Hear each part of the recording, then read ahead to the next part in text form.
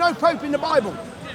Excuse me? There's no Pope in the Bible. I beg your pardon? I don't beg me. There's no Pope in the Bible. Have you read... Show me where the Pope in the Bible is. He's not. Have you read the Catholic Bible? What Catholic Bible? The only Bible. Don't. You've added books. You want to... We've added books. You've added books. Okay, we should go first to the Pope in the Bible. Who? The Pope in the Bible. Who was?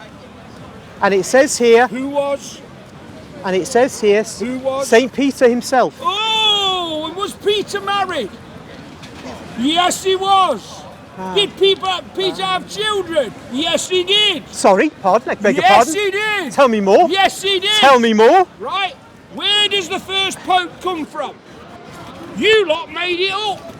Tell and me. The bishops, you made the bishops up. Tell me more about Peter having children. Read. Reading the Acts of the Apostles. Read Matthew, Mark, Luke and John. Where did Jesus go to? Yeah. Jesus went to his mother-in-law because she was sick. You know what I mean? This is what they've been telling us for years. Lies. I want to know where the kids are mentioned.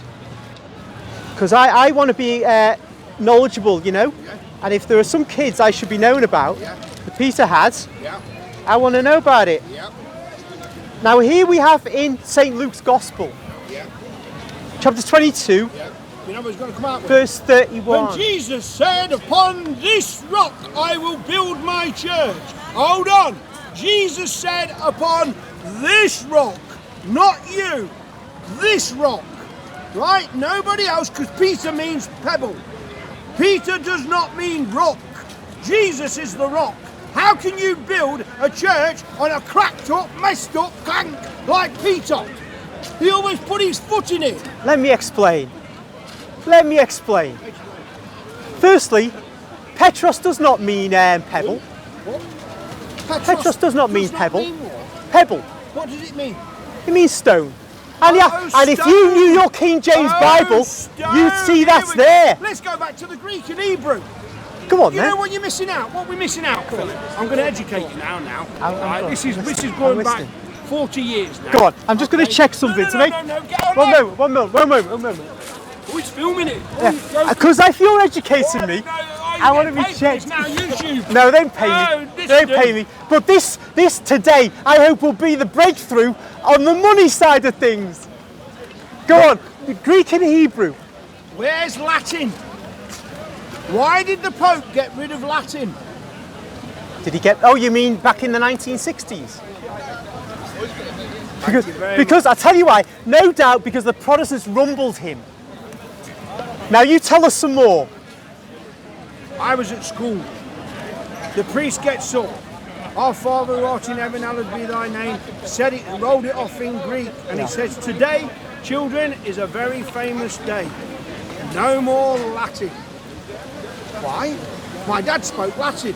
Yeah. My mum, my aunts, and they spoke Latin. If you go to the House of Commons, the House of Lords, there's a plinth a foot wide. And there's a squiggle all the way round the House of Commons, House of Lords. What is it? It's the Lord's Prayer in Latin. The House used to bring themselves before God Almighty. What do they do now? They don't pray. Why? Stephen, what you've described testifies to the Catholic foundations of this civilization, the Catholic nature of the entire West. Now let's get back to where we were. You're going to teach me some Hebrew and Greek, so I wanted to check I was recording it. Listen, I wasn't going to read that passage. You jumped ahead of the gun. Sorry.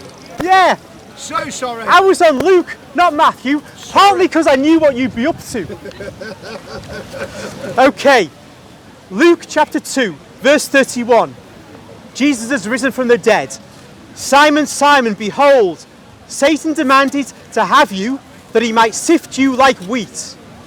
I've prayed for you that your faith may not fail. And when you've turned again, strengthen your brethren. And he said to them, Lord, I'm ready to go with you to prison and to death. So, it is Peter who's to strengthen the other apostles.